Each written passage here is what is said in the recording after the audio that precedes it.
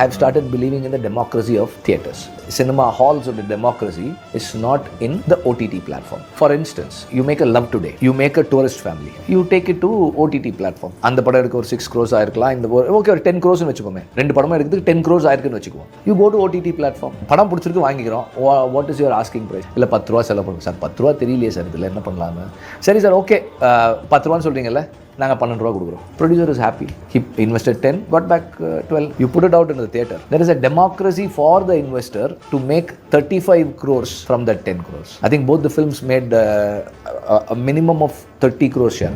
நான் ரொம்ப கம்மியாக சொல்கிறேன். எனக்கு எதுக்காக சொல்கிறேன்னா, அந்த பர்சன்டைல் இத்தனை பர்சன்டேஜ் ப்ராஃபிட்ன்ற கணக்குக்காக சொல்கிறேன். It made like 20-30 times profit of the money that they had invested. And for a filmmaker, you have a way to fight around. இன்னைக்கு all OTTs in India, if I'm not wrong, don't want beef eating scenes.